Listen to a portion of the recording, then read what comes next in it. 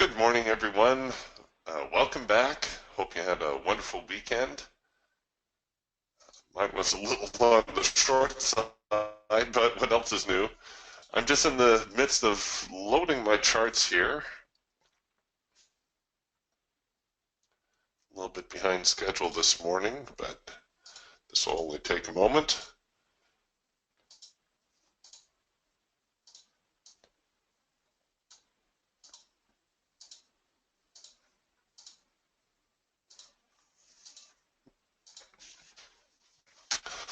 All right, so we're opening with a little bit of a gap to the downside here on the NASDAQ. We've got, you can see trading left off up here, topping out around 53.73, and yet this morning we're opening down here around the 53.60 mark. So we've got a little bit of a gap that's going to appear on the charts. Not on your continuous data charts, but on your session charts, your North American session charts. The traders that are in the pits, not that there's a pit to trade from anymore, or for a lot of the markets. Okay, bear with me just a moment. We're going to let them get their bearings here this morning. See if we can't figure out whether that gap is going to be an expansion gap. In other words, something that's going to accelerate the market lower, or whether traders are going to try to get into that gap.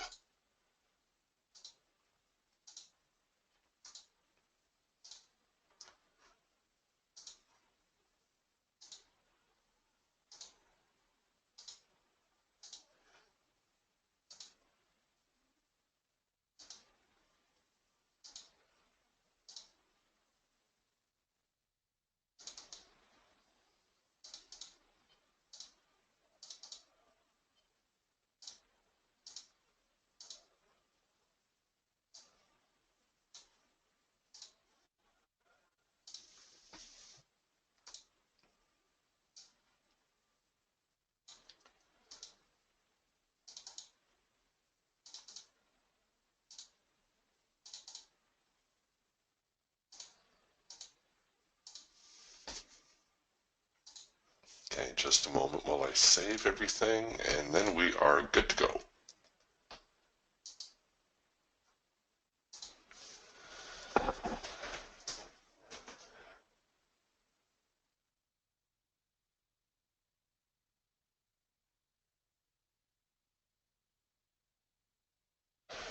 Good question here from Christian. Christian asks, good morning, Eric.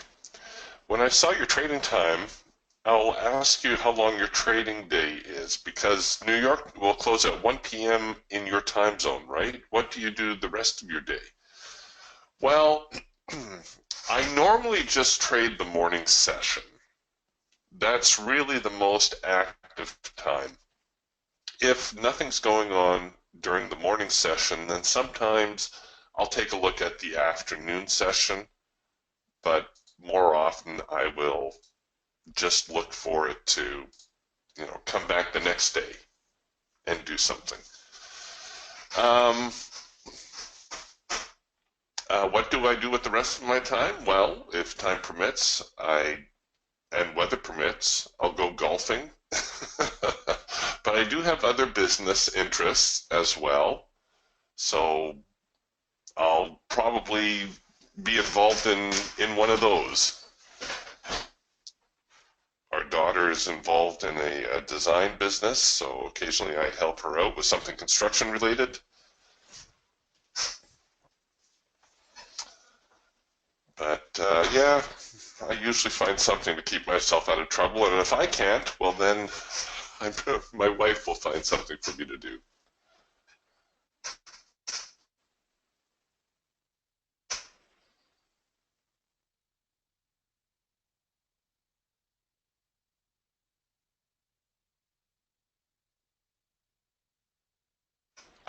Here's a great question from Tom as well. Tom asks, do you ever leave your trades on overnight, or do you strictly trade only for that day?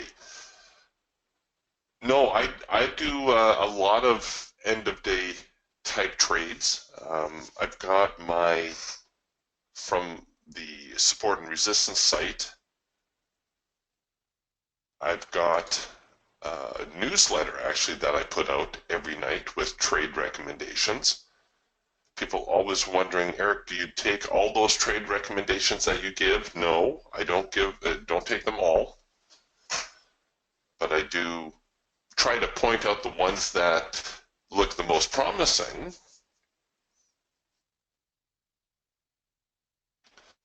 So it's kind of like the trading room that we do here every morning.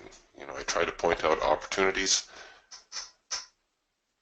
let you make your own decisions.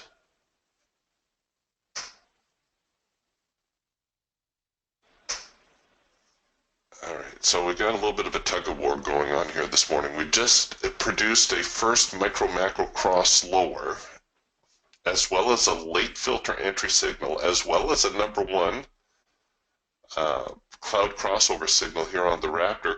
The Eagle, however, the only one that did not quite print that signal. We did get the warning dot, but no signal just yet.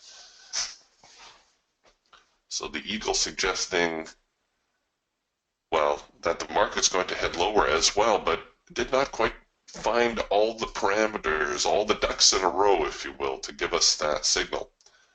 Looking now like we're going to get a second push opportunity on this signal. And here we'll do it on the Raptor for the benefit of the new Raptor owners, but as you can see, we can do this same signal on the Hawk and the Falcon as well. So the second push just means we allow the signal to engage and then to show us where it's going to flinch.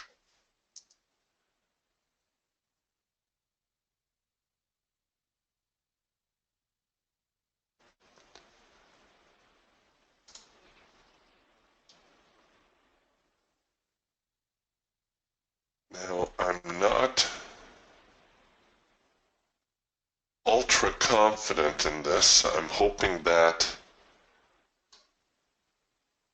if they go one tick lower than the current low, they're just not horsing around, that they're really going to have some momentum there.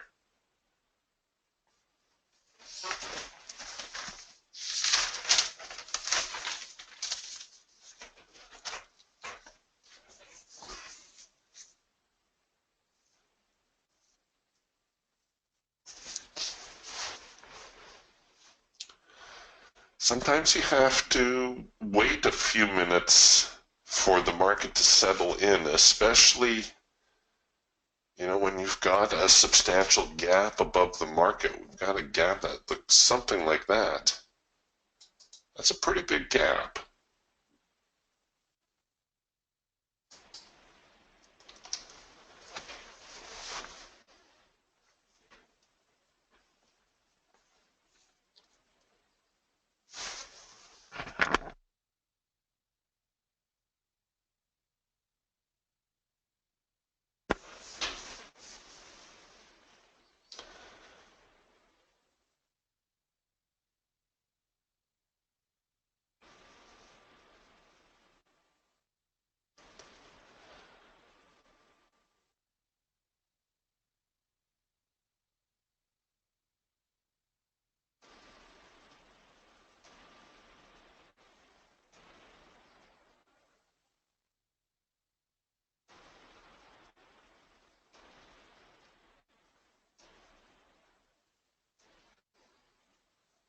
Here they go. We got another warning dot.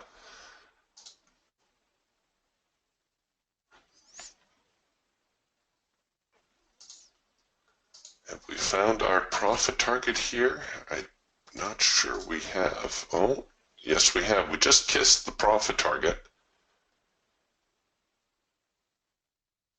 on that first micro-macro cross signal.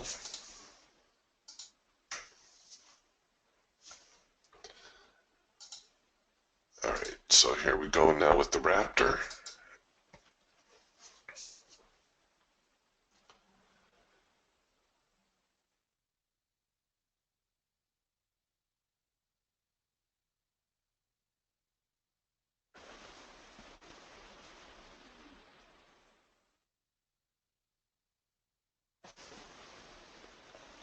everything is in slow motion here this morning.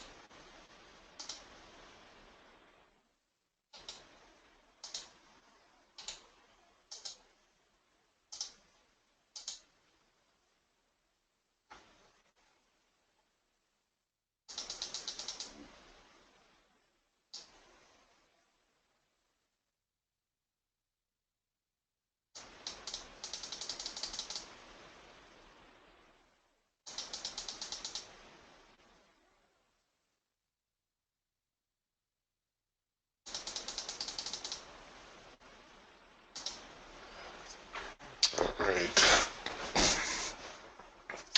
So we're kind of holding the lows here, 53.50. Looking like it's going to be a strong number.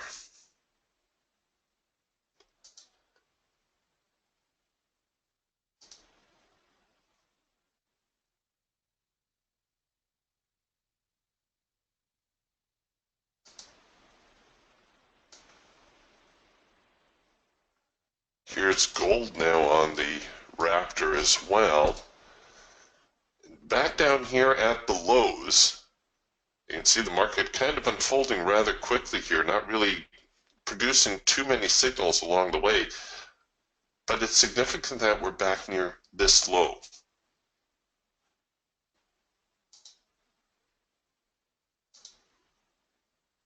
On the Falcon, I would be watching for a double dot reversal.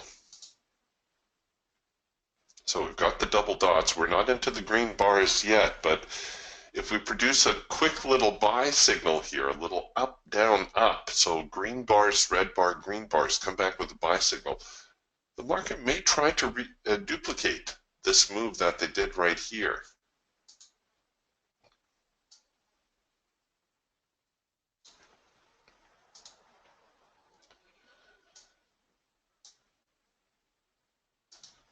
All right, let's put this away because I think we just got filled. Yes, we did. Just got filled on our short. So what do we think? Is this going to have some momentum to it? Should we try to run it out? It's the first trade this morning. Oh, and it's quarter to the hour.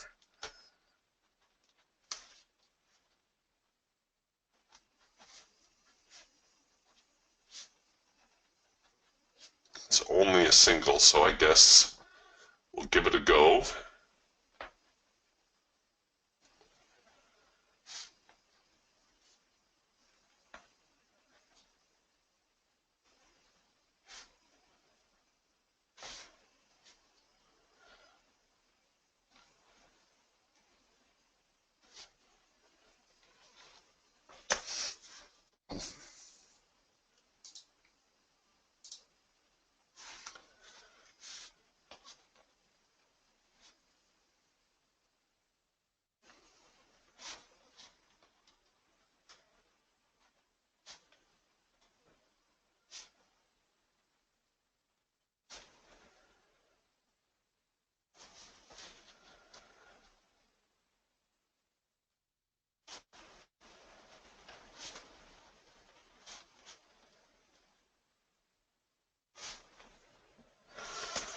All right, well, we would have found our profit target, and we've tripped our break-even trigger as well.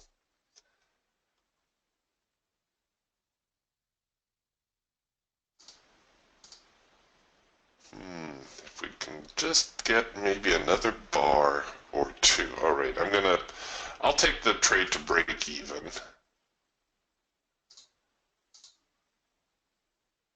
I don't like the hesitation. And like I said, there is profit down there.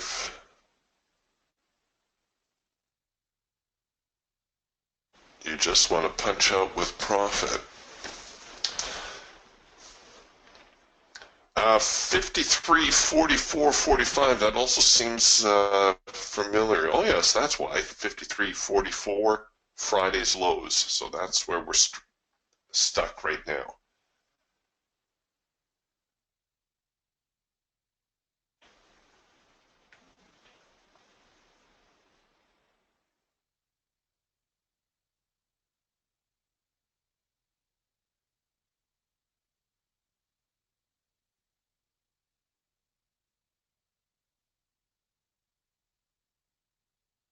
Come on.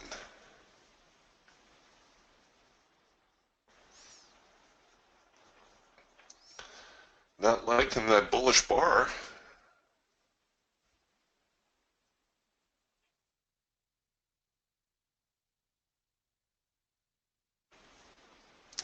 I guess I should have left the profit target in play.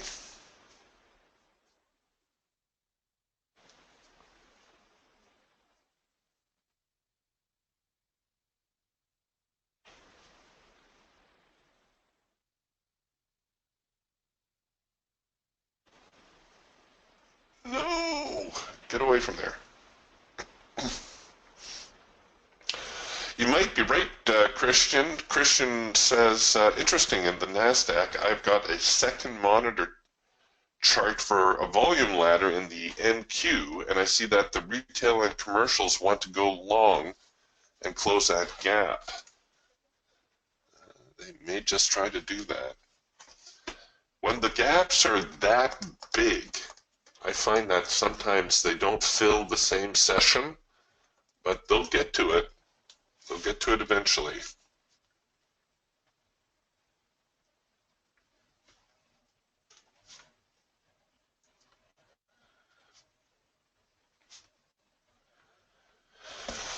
All right.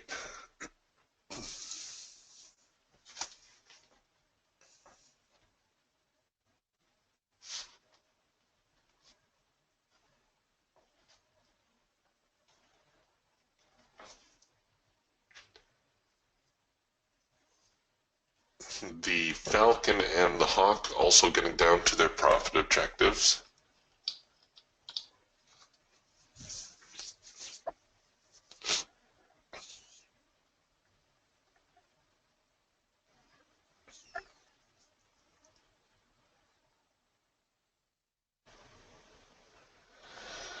Well, Christian, I've got a few people curious about your software. Is that a custom software that you're watching? Your volume software? Excuse me.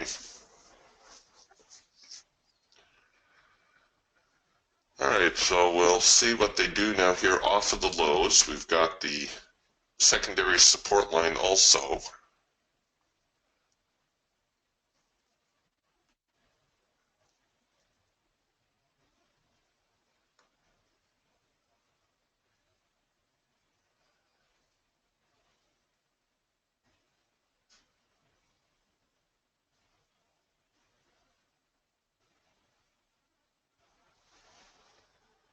Oh, don't tell me they kicked me out of that a little bit too early.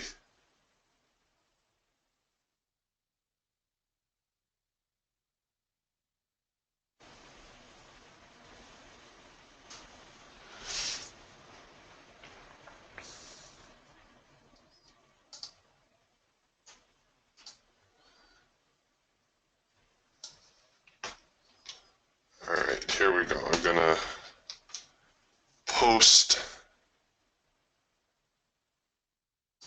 Christian's reply.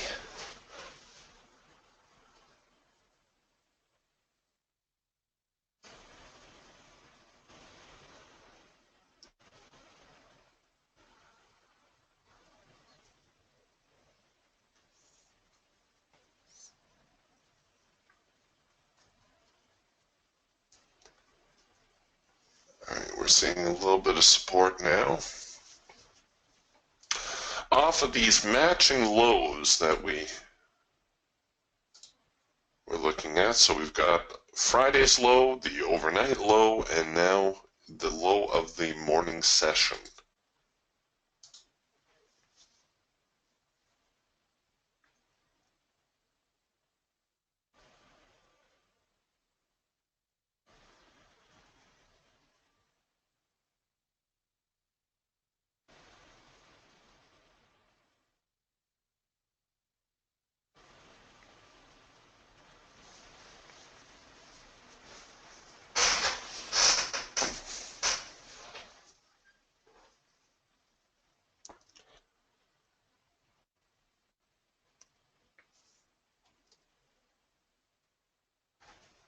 Oh, here we go. Christian also provided the direct link. Well, thank you, Christian. That's very nice of you.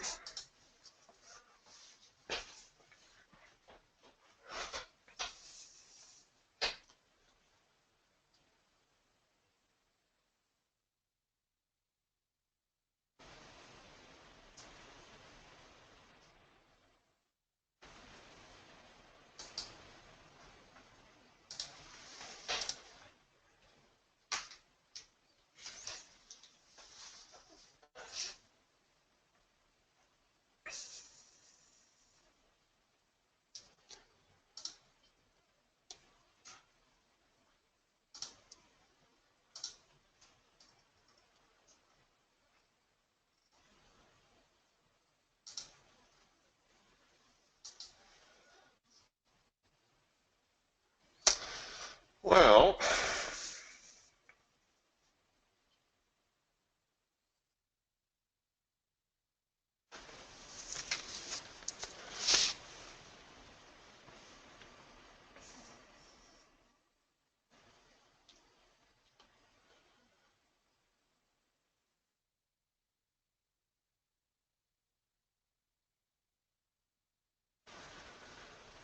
we've got a macro pullback here in the hawk, and we should anticipate one more move lower. My concern is that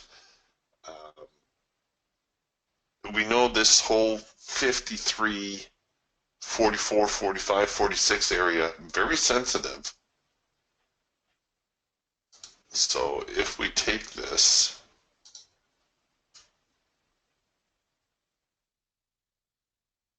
well, here too, I suppose I can do a second push. I can go a tick lower, below the low of this current bar.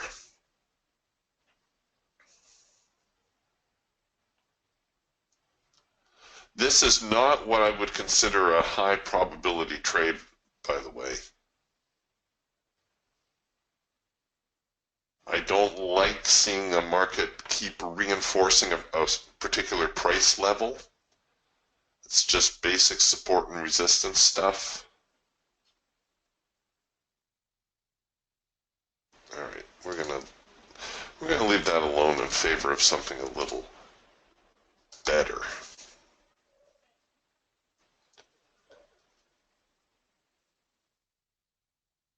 Oh, and here they come again. Darn it, Eric. Maybe you jumped on that too late. Bailed on it a little too early, perhaps. All right, well, here on the Falcon, we're producing a late filter entry signal, or the warning dot, pardon me, just the warning dot.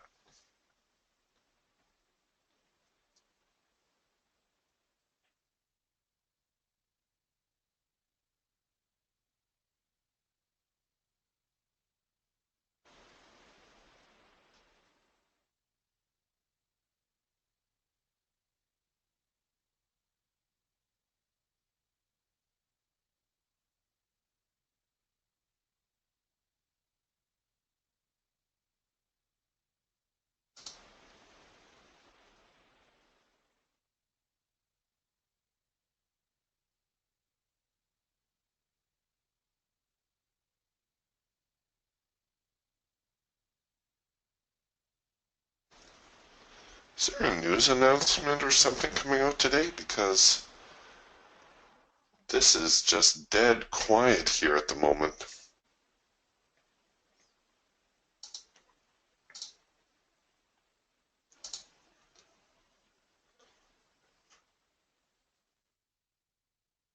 Thanks, Steve. Steve says factory orders at the top of the hour. All right, there's the signal. There's the late filter entry signal.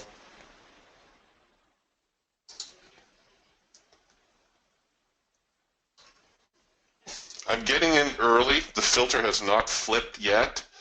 To be sure about the filter flipping over, I should enter at 53.46 quarter. That would be one tick below the low of this logic counter. That would force the filter to turn back red.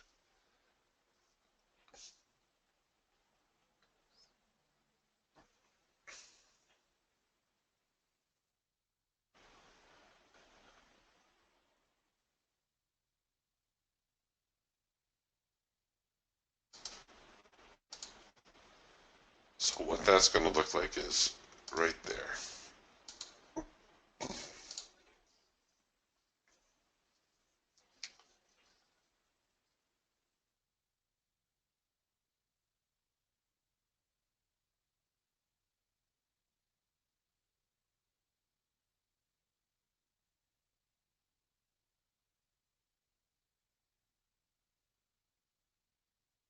Keeping my entry a little further away maybe a good idea anyhow. Okay, so you see the filter now has flipped over. So we do have a proper late filter entry signal.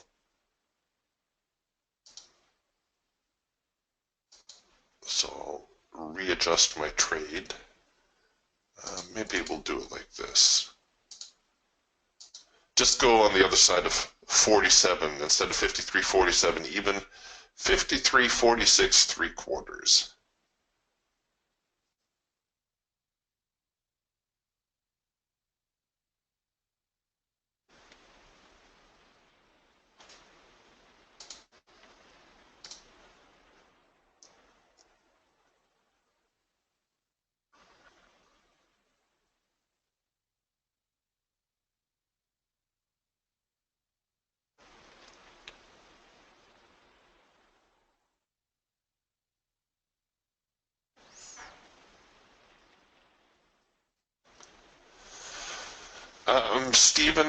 Steve's asking, I lost you. You said the ranges were not good on the macro pullback a minute ago. Why are they good on the Falcon? Well, they were actually good here on the macro pullback that I was looking at. But what happened, oops, sorry, let's do that over. So here's the macro pullback, but what happened is the macro pullback kind of slipped away from me. And at this point, I thought, well, I've missed the signal on the hawk, and I do have a signal building on the Falcon. I'll just take the Falcon signal instead. That was the logic behind that. Wasn't that the macro signal didn't look good, it's just that it had gotten past me.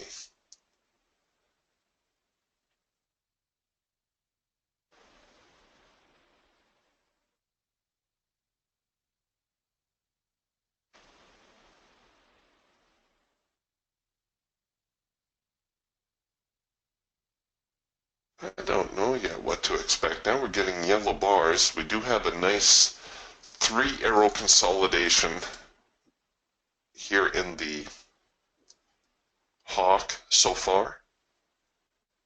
Normally we would wait for a 4th arrow to consolidate or to complete the pattern.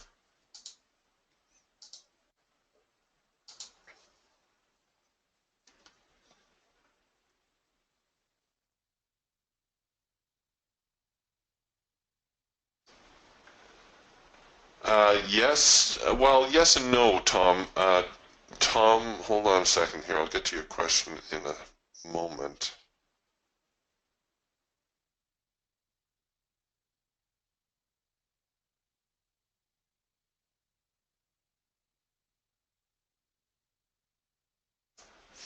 See, so the Falcon now working a possible trend change.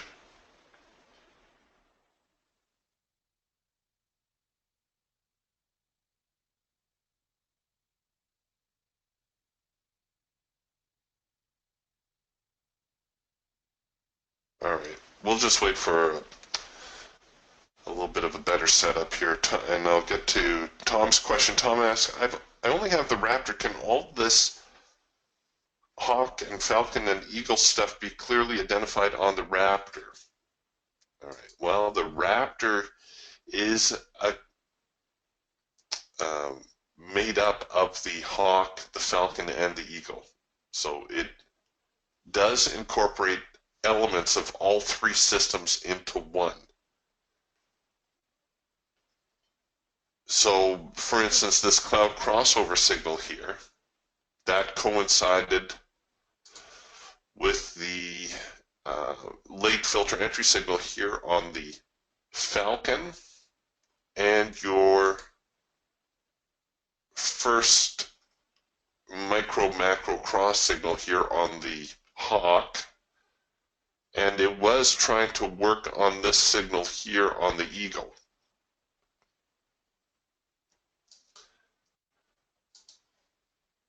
The Raptor, however, is like a hybrid. So it incorporates elements of the other three, but it may not be quite as sensitive sometimes as the individual tools. And I'm not saying that to degrade the Raptor in any way. The Raptor will sacrifice quantity of signals for quality of signals. And remember, to make money trading, it's not like you have to trade 20 times a day. You know, I've shared this story with you before where someone came to me for coaching and said, Eric, I want you to teach me to be a scalper. I want you to show me how to take 100 trades a day. And I said to him, you will never make money taking 100 trades a day. And of course, he never came back because that's not what he wanted to hear. Could I show him how to take 100 trades a day? Absolutely. No question. But that's not how you make money trading.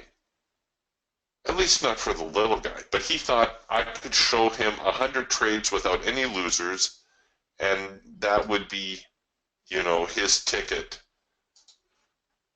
to trading success. This, by the way, folks, is a little bit of a dicey trade that we're looking at here. We're looking at the market. If it fills us to get serious about running these lows.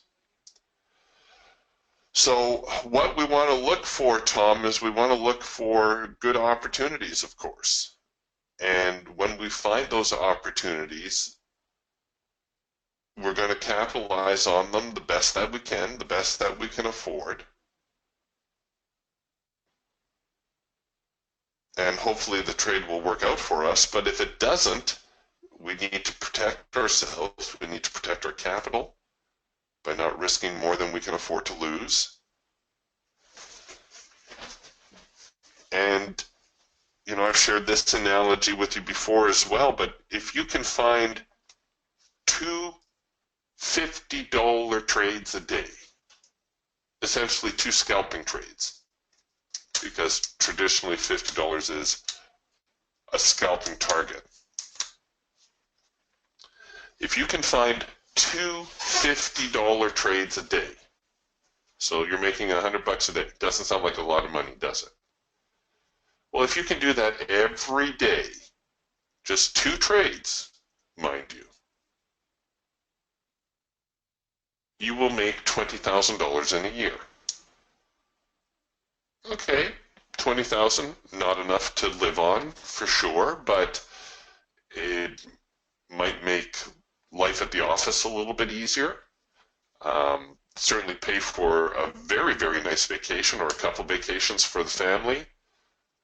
Maybe go toward your kids' education, maybe fix up something on the house. If you trade 3 contracts instead of 1, well, that 20,000 becomes 60,000, doesn't it? If you trade 5 instead of 3, that becomes 100,000. And so on, and so on, and so on. So it's making money in trading is not about finding more opportunities. In fact, you will do better to find fewer opportunities, providing that you can correctly capitalize on them. So this one, folks, this signal right here, What is this signal, you Raptor owners, everybody that's been doing the Raptor training? What is this signal right here? It didn't print a number, but what signal is it? Why did I take that signal?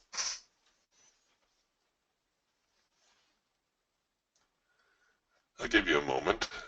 Scratch your heads a little.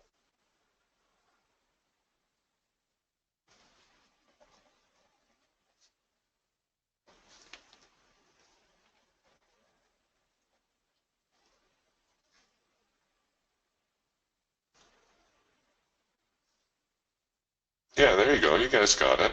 It's a number 3 signal. It's essentially a hard edge bounce. Came up just short of the hard edge, but it's still a hard edge bounce. Now, if it's not going to follow through here, we will get a number 2 signal and the market will try to rally.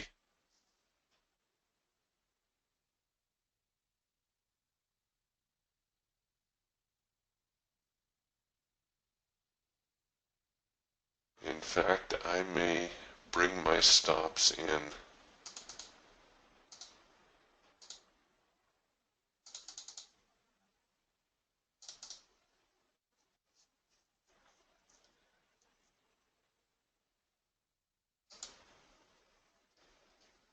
All right, that's all I'm going to give them right there, I think. If they don't turn it around here, then I might as well take the early stop out.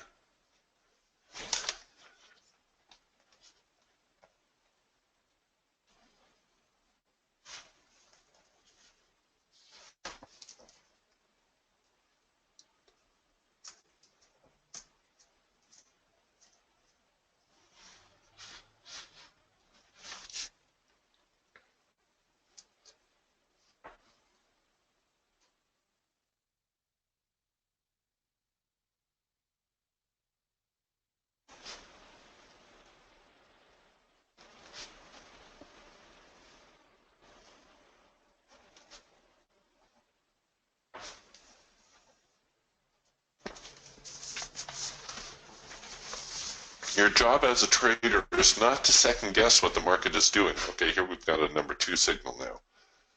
Your job as a trader is to try to take advantage of what the market is doing.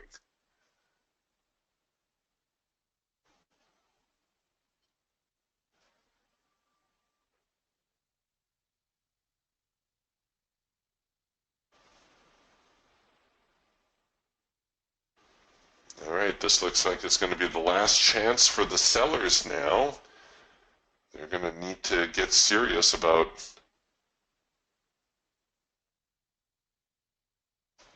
pulling this market down.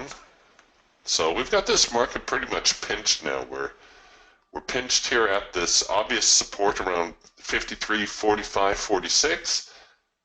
And it looks like about 10 points later, we've got resistance at around the 53, 53, 54 area. So a very, very tight little sideways trading range here.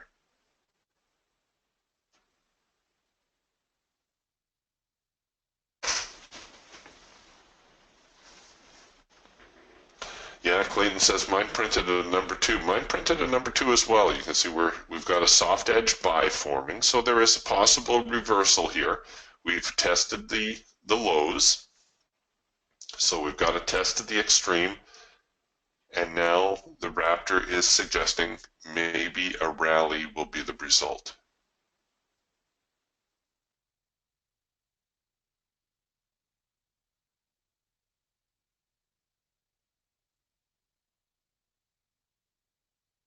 That's why I said this is the last chance for the sellers. If we can claim this bar, well, then we need to see the market continue lower. If the sellers lose their grip on this bar, well, then the buyers are going to rally the market.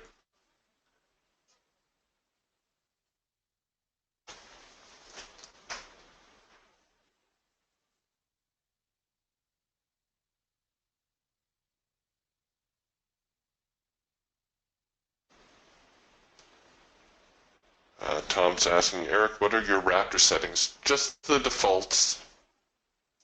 Oh, I keep forgetting to turn my filter back. For whatever reason, a few weeks ago I set my filter at 10 and I keep forgetting to turn it back. My number 2 is set at 1.25 on the soft edge setting, and I'm not going to show you right now because we're in the middle of the trade.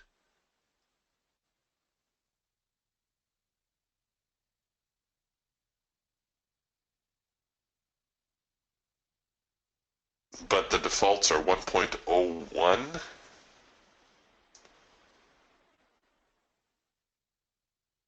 And I dialed mine up a little bit to make it a little bit more sensitive to the number 2 signals. Not liking this. Come on, get away from there.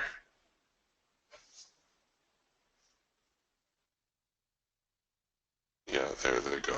Okay, so this is very likely going to fail. I'm rolling in just a little bit closer now above here.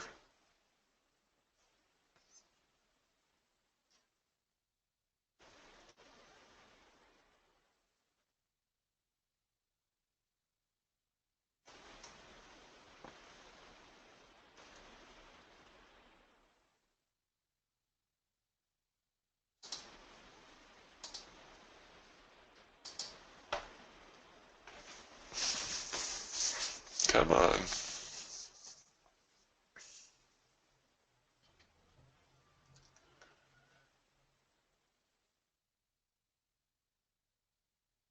Come on. Oh, they're trying.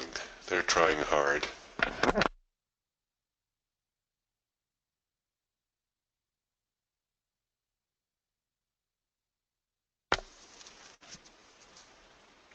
Get my mouse out of the way. No wonder they can't go lower.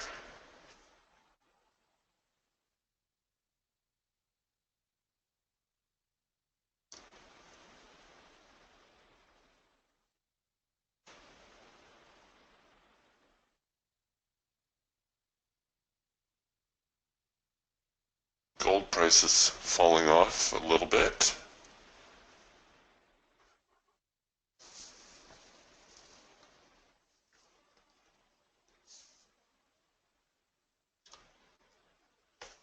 The NASDAQ really stuck. This now a very important bar here for the NASDAQ. If it trades above the high, well, we're probably going to see a rally. If it trades below the low, then there's a good chance that we will at least take another run at these lows here. Just a very, very neutral bar. You can see it's really taking its time.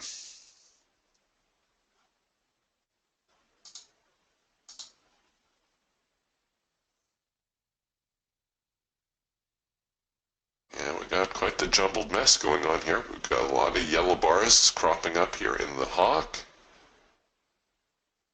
The falcon waffling back and forth.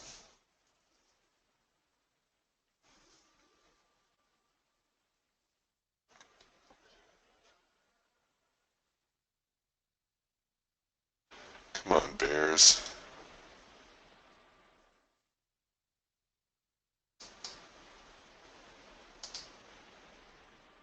You can do it.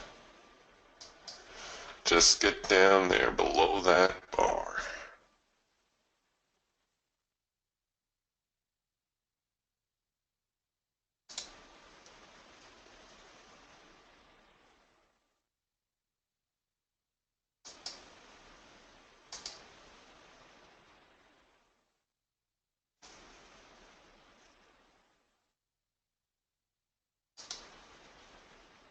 Alright, while we're waiting for that, I'll show you the Raptor settings here on crude oil. So pull down to your indicator panel and then find your Raptor 2.0. And if you scroll down here, so to your signal parameters, HE is your hard edge, that's your number 3 signal. Signal parameters SE, that's soft edge, that's your number 2 signal. By default, this will read 1.01. The higher that value is, the more signals you will produce. So you're going to increase the sensitivity of the signal. The lower this value is, the more particular it's going to be about producing the signal. So if you feel you're missing number 2 signals, then make this a higher value. 1.25 is the one that I'm kind of running on now. And likewise, but inversely, the lower this value is, your minimum bar setup, the more signals you will produce. And the higher this value is, the fewer signals you will produce. So they're opposite.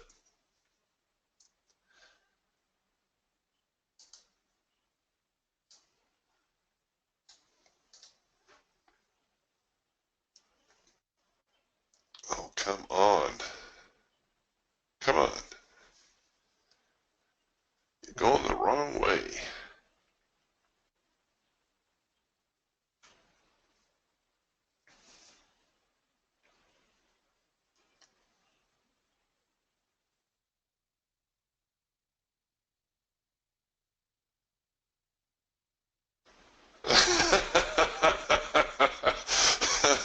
Peter said, all our mice are pushing the number 2 up.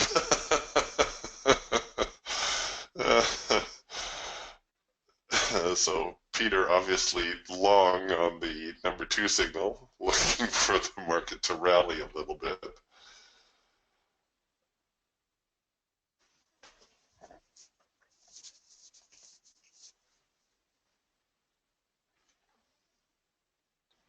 It's very, very neutral here.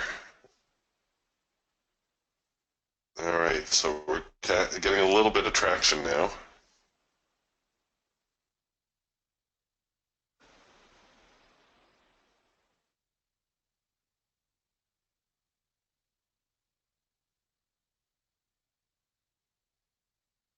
Oh, don't stop there.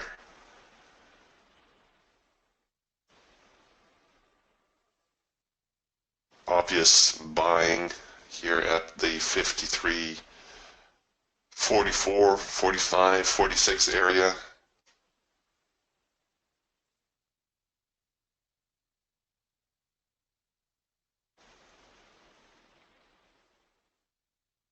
All right, so there's another number 3. This is essentially now a double pullback signal, which would be like that mysterious number 4 signal. All right, here it is. Will we break? That's the key. If we can break 44, there you go. All right, I'm going to try to run this one out now, and I will get this to break even. There we go.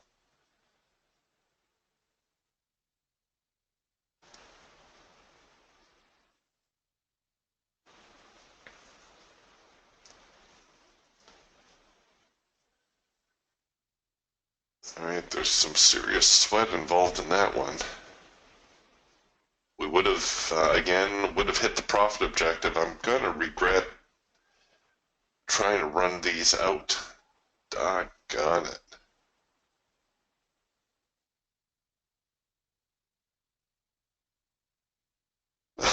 Oh, way to go, Clayton. Clayton says, yay, got my profit. Nicely done.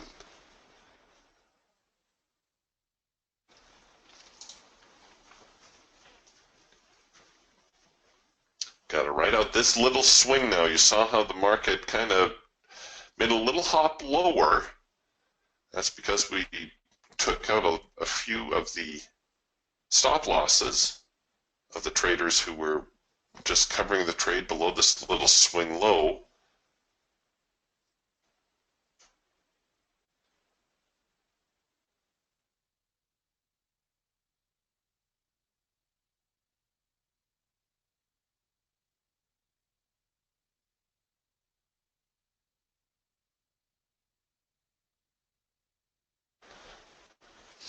Yeah, wonder, Christian says the number 3 signal seems to work out well after a number 2 failure. I'd have to take a look back in the chart, but, well, here's a number 2 failure followed by a number 3, and there was certainly some follow through there. That might be a pretty good observation, actually.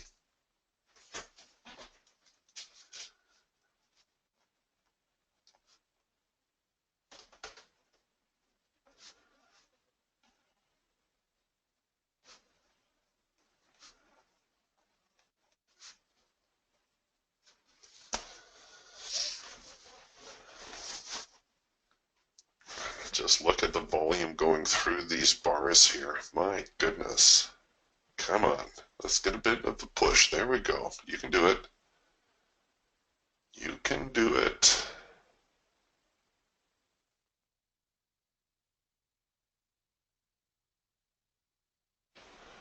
Not a bad idea, Christian says, so maybe the developer can create a signal number 4 after a number 2 failure. That's not bad. I'll have to ask, see if they want to program that in there.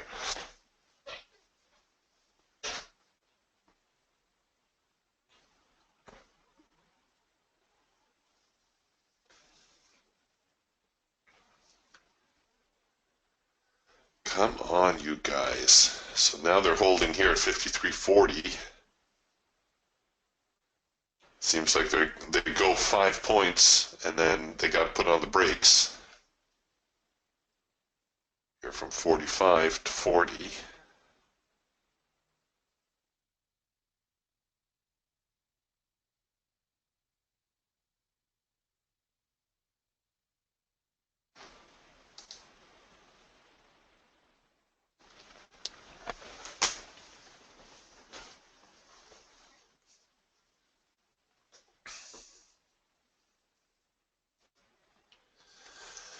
So obviously a little bit of buying now at 53.40.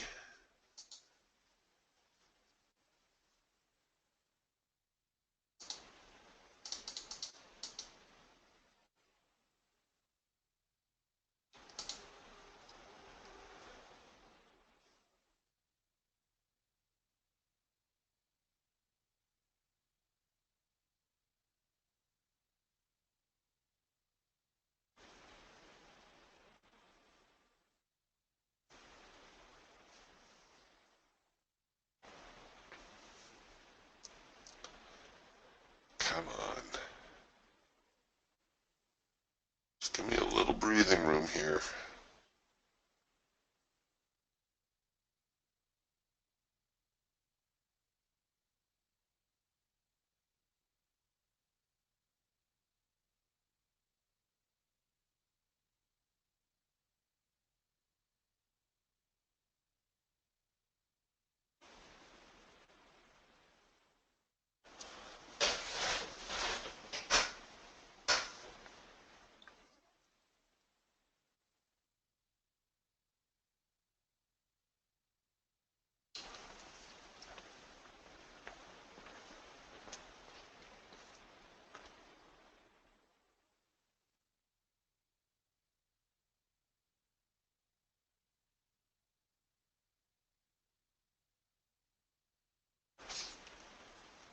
Another very neutral bar. You know how we were watching back here? This bar was very, very neutral, and it went in our favor. Here we go again.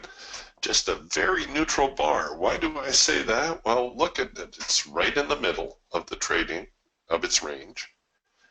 It can't go up, and it can't go down. It's just stuck.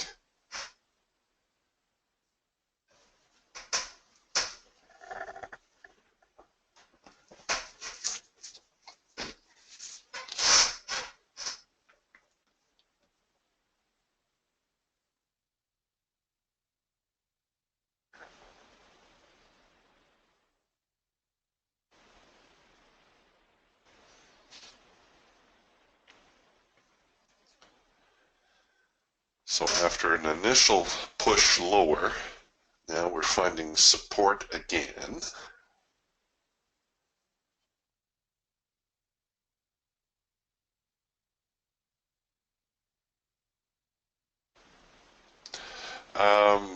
Clay is asking, can't you roll your stop to break even at this point? Oh, and then he writes, oh, never mind, you already did. Yes, I already did.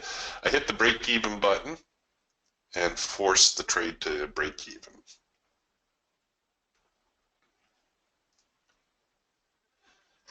And now I'm hoping I can ride out this itty-bitty swing that the sellers will get busy and not let the buyers get too far.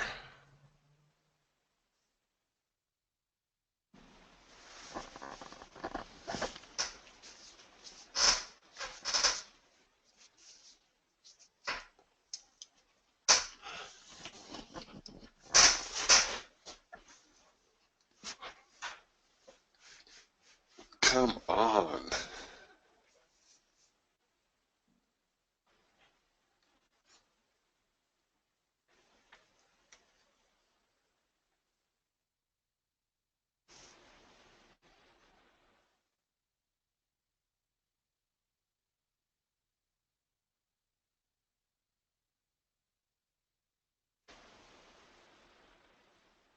Let's not get back up to 53.45. Oh, thanks, Clay. Clayton says I'm using my mouse for you. All right, here we go. We're going to pull it down. Here we go. Everybody just there. Pull the market down. Come on, let's go. Oh, must have pushed it up accidentally. There we go. Let's pull it down. There we go.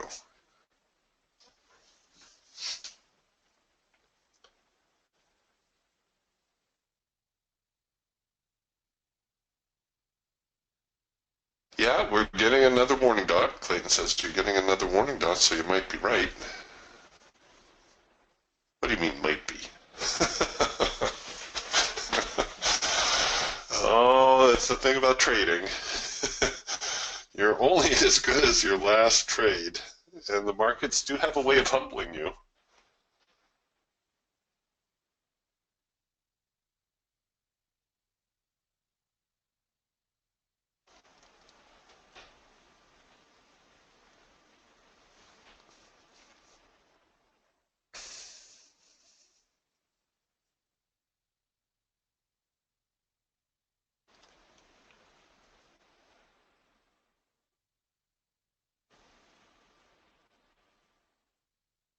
Come on. There we go. Let's go. Let's get down there just a little bit.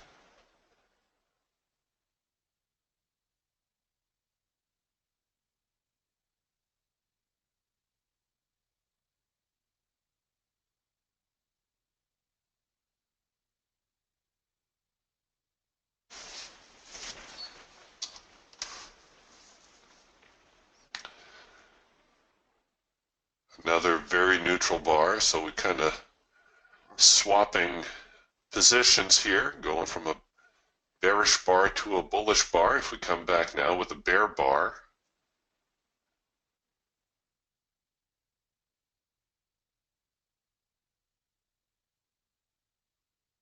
we might just see a little bit more on the sell side.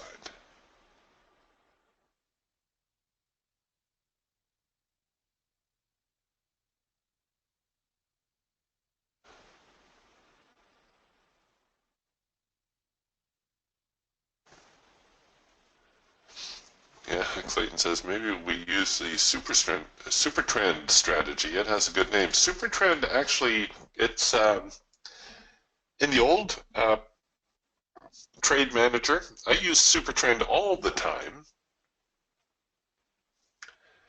And yes, it's a good looking strategy. It's essentially an ATR based strategy with a moving average to smooth it. So you can adjust it, make it more or less sensitive.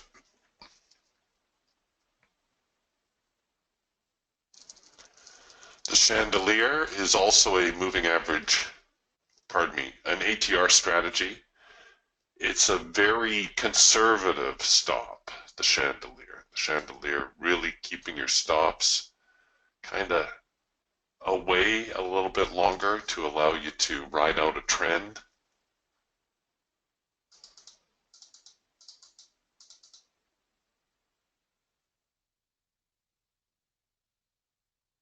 Come on, boys.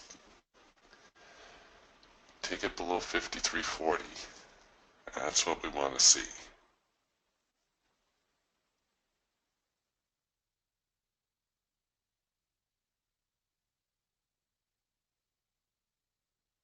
You're going to find that you have your favorite stop strategies anyways, your go-tos.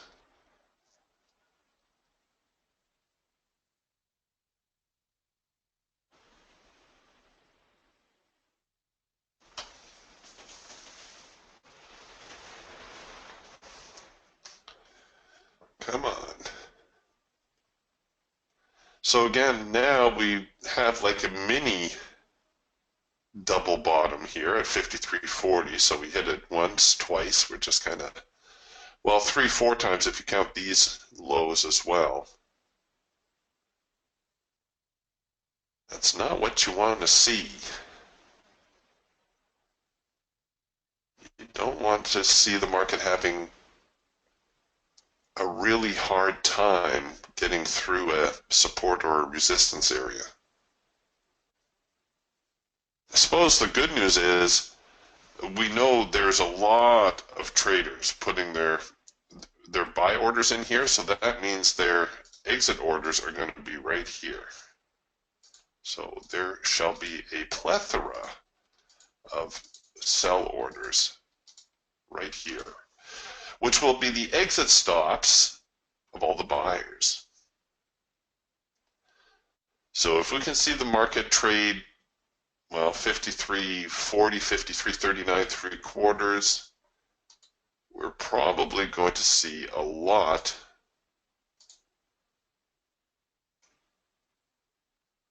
of those orders get engaged, and that will give us some much needed momentum to the downside. So certainly if this bar closes, say 39.5, we're going to start ticking some orders. Traders who trade this way typically don't leave their stops that far away, anywhere from 2 to 4 ticks. So that's why I say we're currently at 53.40 If we saw 53.39 we pretty much take them all out. Okay, so there's 40.39 39. All right, now we're going to start taking out some of those buyers. Come on. 39. Come on. Oh, 39.25. Come on, you're going the wrong way. Get down there.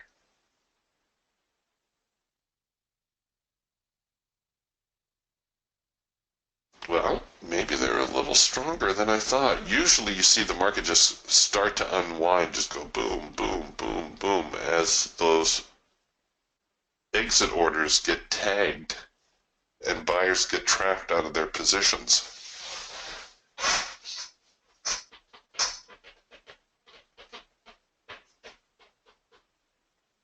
Yeah, 53.40, keep that number in mind. That's going to be a big number tomorrow or even later today. We're spending too much time at 53.45 and 53.40.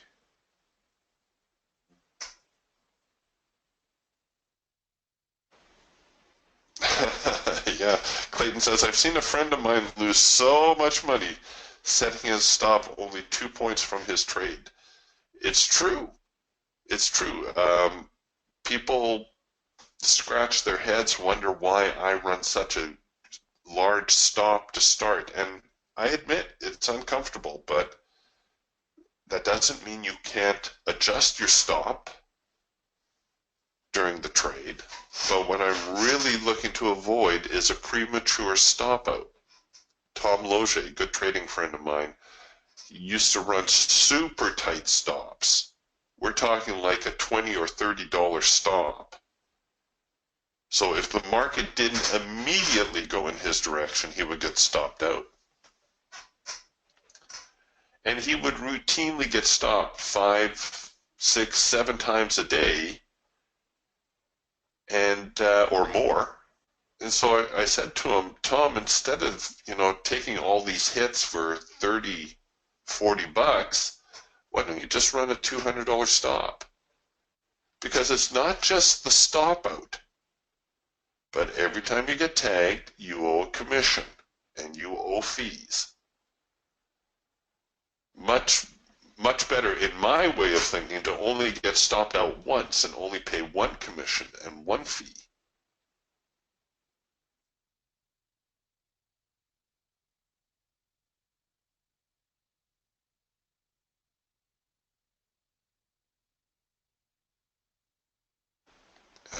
Come on, you guys and girls.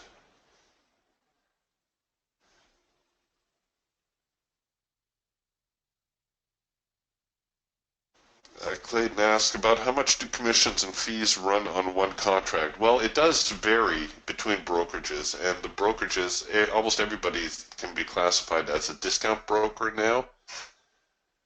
But typically, all told, you'll pay anywhere from $5 to $10 on a trade, depending on what your rates are like and the markets you're trading. Some markets have higher fees. I think NinjaTrader is now advertising a 53-cent commission. That would be per side, but still, that's a pretty good commission rate.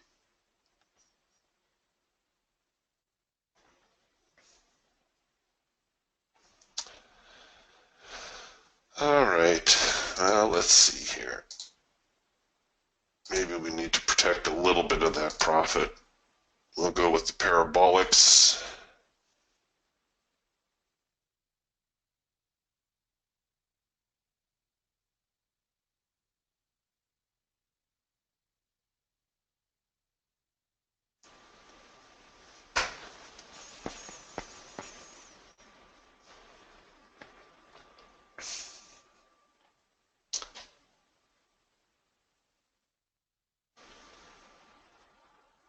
Just another example of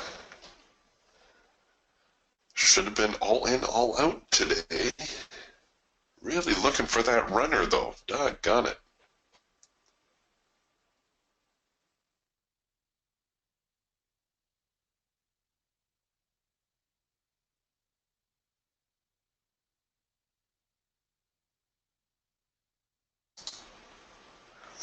Got a scalp target or a scalp profit there if I were smart enough to take it.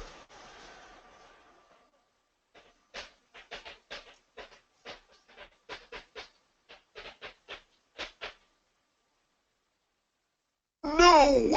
Get away from there.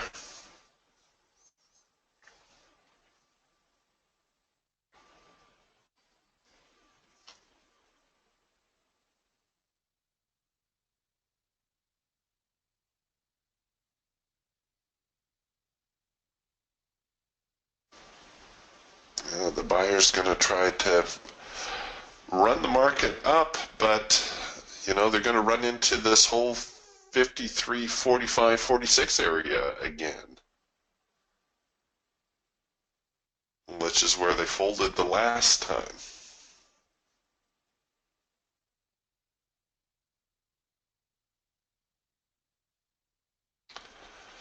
Yeah, Steve says, there's the trading quote, you can't go broke taking profits.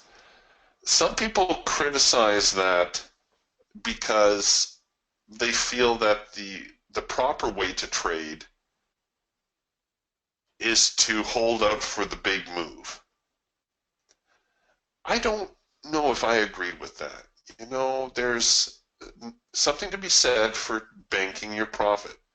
Yeah, you're going to miss the odd big move. But really, how often does the market explode? Once a week? Once a month? And what are you doing the rest of the time? Break even if you're lucky, small losses, big losses if you're really unlucky or not managing your trades well. This morning, I only took 2 trades. Both of those trades would have hit my profit objective. So rather than, walk away with, well, enough for my broker's commissions and a cup of coffee, I could actually post a $200 profit.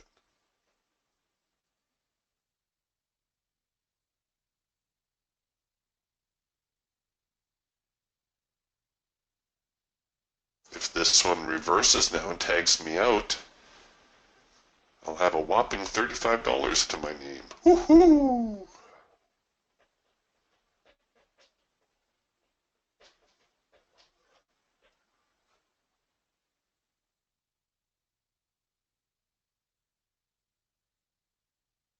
Oh, see, they're feeling sorry for me. Thanks, NASDAQ. Thanks, NASDAQ sellers. Come on.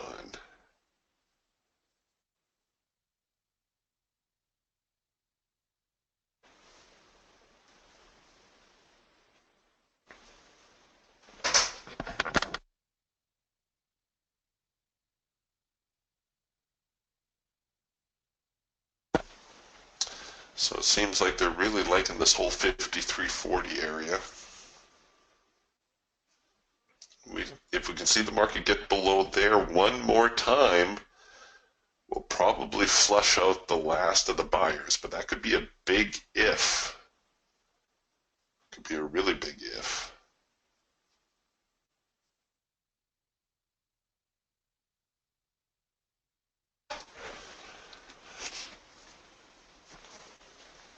Yeah, Thomas writes in the book The Way of the Turtle by Curtis Faith. He was one of the turtle traders. A very interesting program. You can Google it.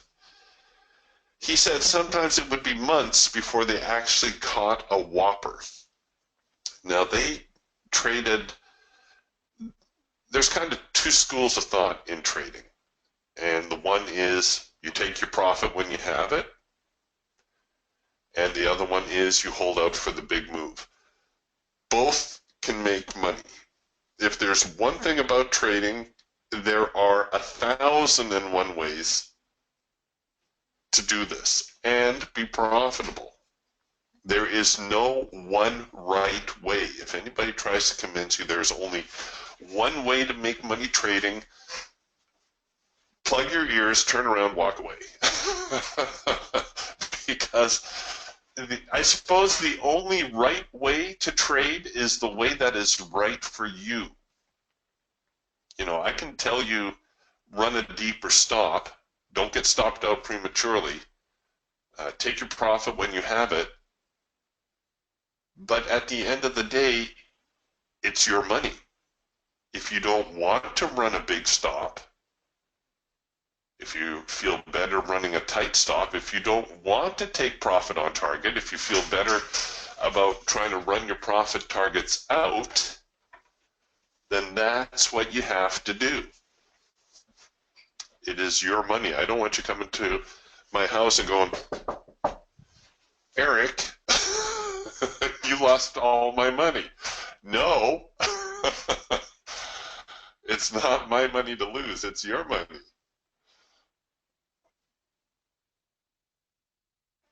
So at the end of the day, you have to do what you think is right. And the turtle traders, they had a very sophisticated way of adding to their positions so that when the market finally began trending, they would recoup all their losses and then some.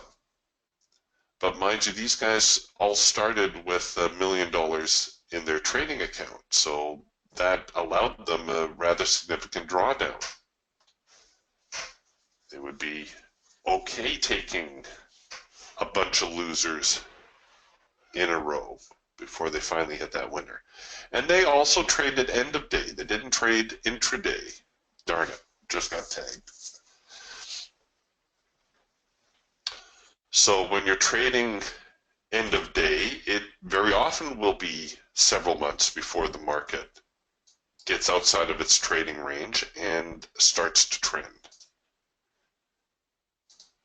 But yeah, they're an interesting bunch. You can learn all about them online if you like.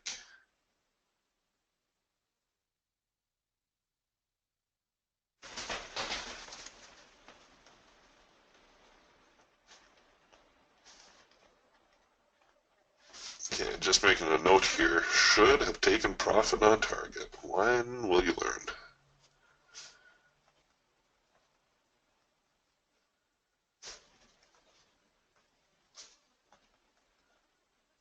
I guess I'm just holding out, hoping for that big move out of the gate, but we haven't been seeing a lot of those lately.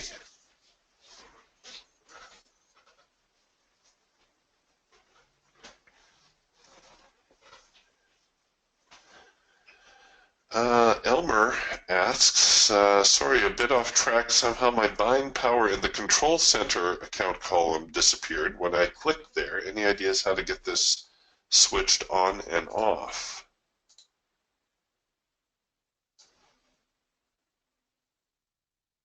Um, hmm. Well, what you could do is you could close everything out. I know this is a little extreme, but when you close it out, well, here we're going to not do that right now. Do you really want to shut down? No. And you get the prompt to save your workspace, don't save. And then when you reboot it, you should get your original control panel back. Now, that's just a guess. If that doesn't work for you, you may have to contact Ninja, and they're very good with their customer support. They get an A+ there.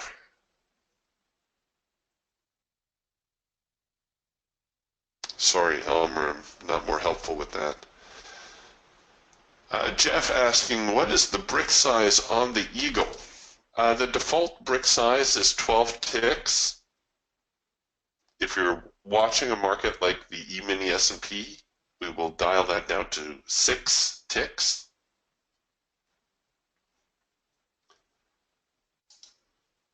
And actually, I think Jeff was asking me some questions about the Eagle. He sent me an email. Hold on.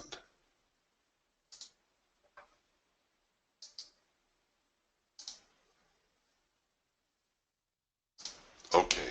Yes, Jeff, you were asking me about the Eagle. So Jeff asks, oh, sorry, Elmer. Elmer says I tried that, but it didn't work.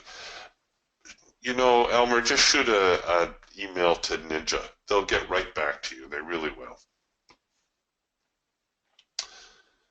Okay, Jeff's asking, I don't have the Eagle, but I've heard you talk about it in the room. What should I look at in the archives that will teach me about the Eagle signals, including the first in-sync signal?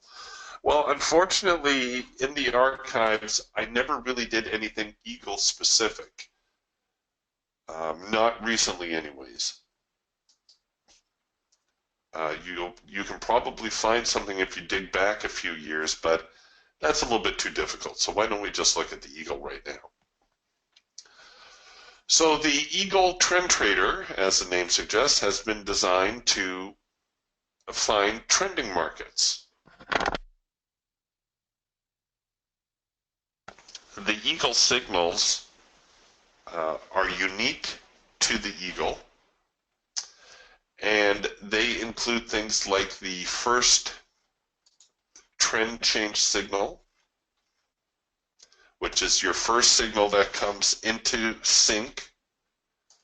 So in that way, it's similar to the first micro-macro cross and the trend change signal in the Falcon, or the cloud crossover in the Raptor. The signal will develop. It's the first signal where everything is in sync. You've got, in this case, a bearish band. You have a bearish signal, a bearish filter. So there's a full-on sell signal. With the eagle, as with the raptor, we also pay particular attention to the hard edge. When we encounter the hard edge, we look for the market to react to the hard edge.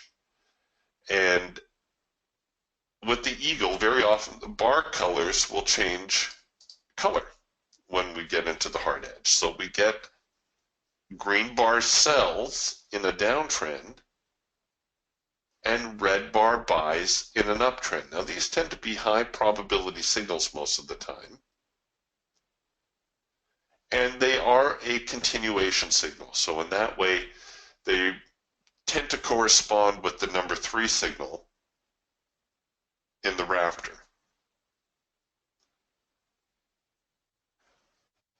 The eagle also has what we call a rule of 3 signal. This is the eagle countertrend signal. And it develops when we have, in this case, a bullish band, and we start printing these signals on the opposite side of the band. These are countertrend signals. But as with every countertrend signal, you always need 2 things. First, you need to have a trend. And before you can have a correct countertrend signal, you need to have a test of the extreme and a failure. Once you get that, well, then you can look at taking the market in the opposite direction. All right, so those are your 3 basic signals with the eagle. You have your trend change signal. You have your hard edge bounces or red bar buys and green bar sells. And then you have your rule of 3 countertrend signal. Now, sometimes the rule of 3 will only be a rule of 2. Sometimes you only get 2 signals. Sometimes you will get 4 signals before the market actually starts to unwind and head lower. So long as you keep making or keep confirming the tests of the extreme, you're all right. But generally speaking, you don't want to see 5 or 6 or 7 countertrend signals. That's starting to drag the market out a little bit too long.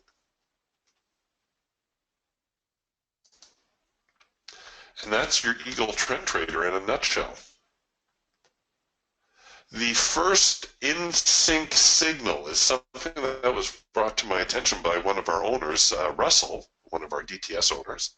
And he said, you know, Eric, I've been noticing that that first signal of the day that comes in sync tends to have some pretty good follow-through. So here the market's open 6:30 Pacific, my time. And that would have been our first in-sync signal right here. And you can see it had some decent follow-through. Let's go back here. This was actually a counter-trend signal. It wasn't truly in sync, but it worked out. This signal was not in sync. I suppose this was the first really in sync signal. It didn't trip. This was a bit of a tough day. No, the clouds all over the place. This would have been your first in sync signal, and it didn't occur until about 3 or 4 hours into the session. But it followed through. Here is your first in sync signal. This one, the odd failure. That one did not follow through, but that's rare. As you do this little exercise, you're going to find that most of those first signals that print, at the very least, they find their high probability profit target, and very often it will develop into something more. Here's a day that was just very, very sideways. And here too, I guess that's the first in-sync signal right there. It did trickle higher, but you probably would not have realized that during the session. You probably would have got out at break even or maybe even a small loss. Here's the first in-sync signal, and again, it follows through. So the eagle signals can be very reliable, something that you can take with a great deal of confidence, even though sometimes when it's building, there's your signal. You're looking at that and you're saying, that can't possibly go higher. And then sure enough, it goes higher. This morning, I'm not sure why that did not print right there. We did get the warning dot. We didn't get the triangle hash mark, but that would have been our first signal right there. And you can see that there was a decent amount of follow through. Had it printed, technically this now, our first in-sync signal. And we're not quite, got about halfway to our profit target. Yes, Jeff. Jeff asks, first means after regular trading hours start. Yes. Yeah, not just first, after midnight or whatever. It's after the North American Open.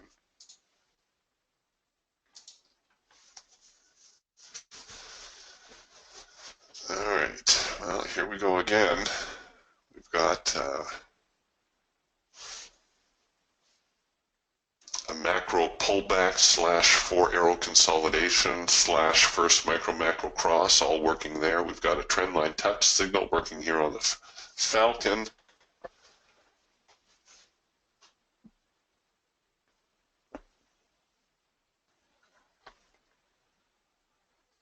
Still waiting on something here for the Raptor.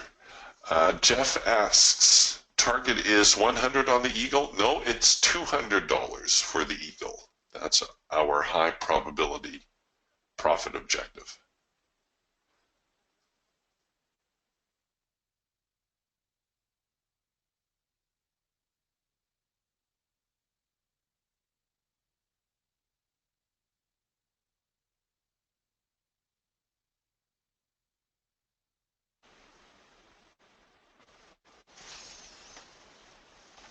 We have been slipping lower since the open, so that's been about an hour and a half in a rather weak downtrend, but downtrend all the same.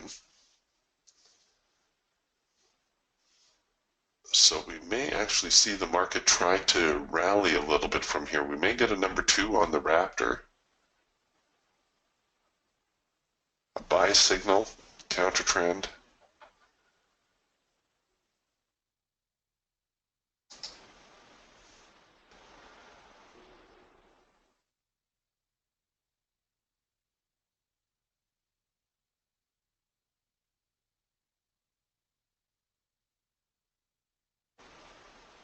Or not.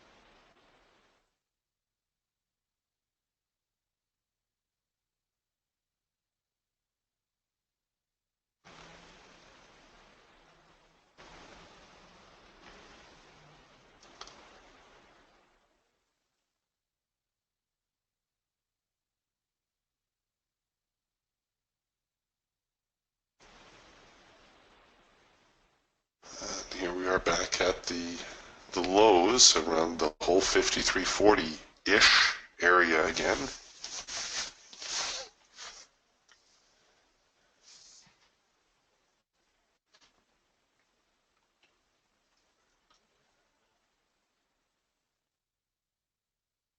Relatively quiet start to the week.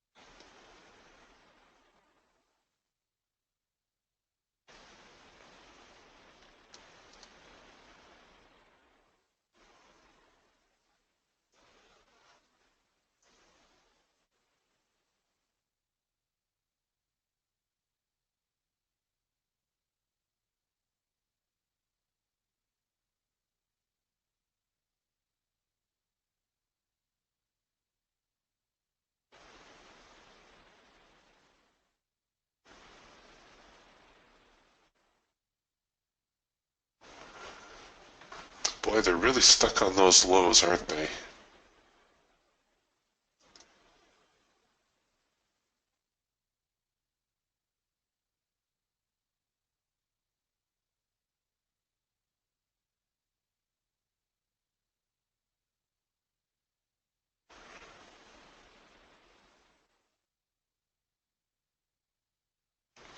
Yeah, it looks like, well, they're trying to hold it. If we get a break above here, above this 53.45 area, that's been so problematic this morning, right? The whole market really, really sensitive to 53.45, now 53.40. If it breaks above 53.45, we could see a little bit of a move. Maybe even back to the high of the morning, back up here around 53.59, 53.60.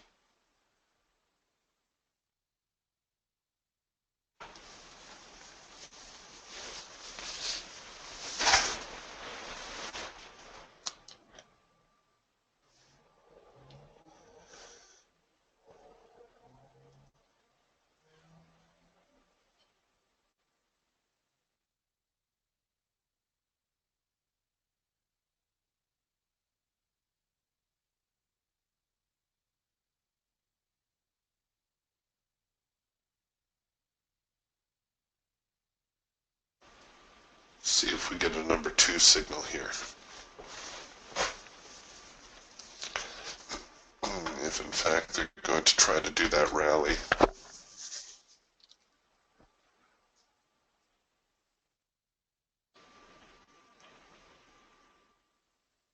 So we've seen a test of the extreme. Now we just need to see the buying come back in.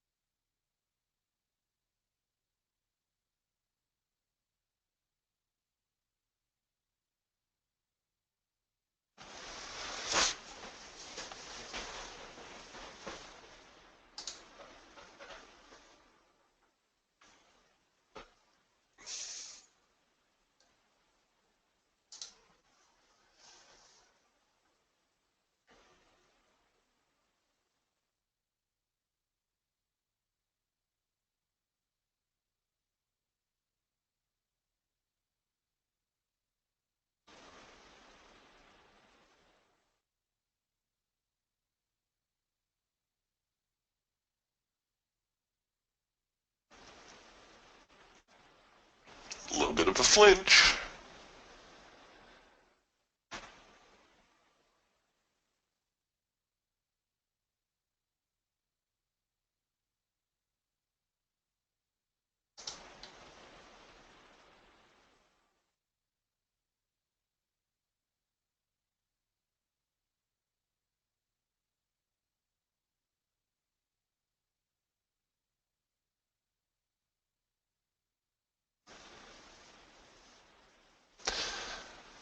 Peter says, hi Eric, I'm running the 24/7 charts and the support and resistance suite has support at 53.38 3/4 on the NASDAQ where it's holding. Yeah, the little bit of data that you're going to pick up from the Globex Open Sunday night will produce a slightly different numbers for your support and resistance levels.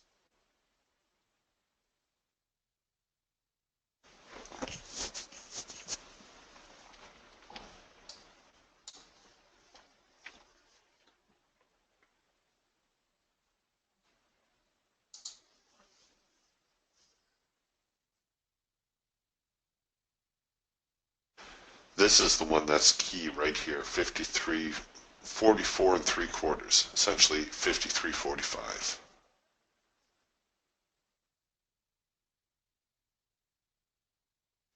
Yeah, no, it makes sense, Peter. Peter says I tend to use 24/7 as I'm in Sydney, Australia. Must be getting a little bit late for you.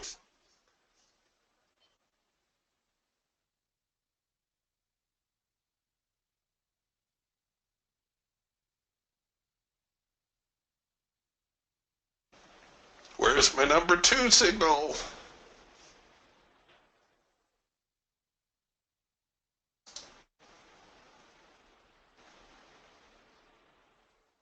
Getting an early trend change signal here on the Falcon, but not something I'm going to get on board with right now. Oh gosh. Peter says it's 3 a.m. in Australia and Sydney.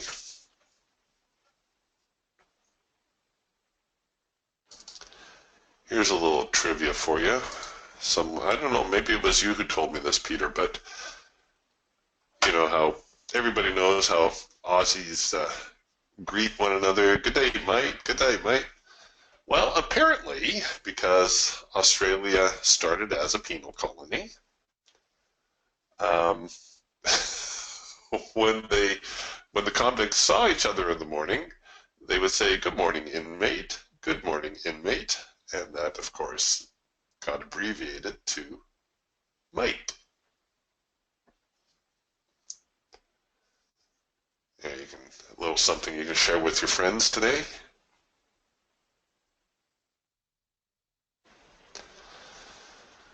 All right, gang.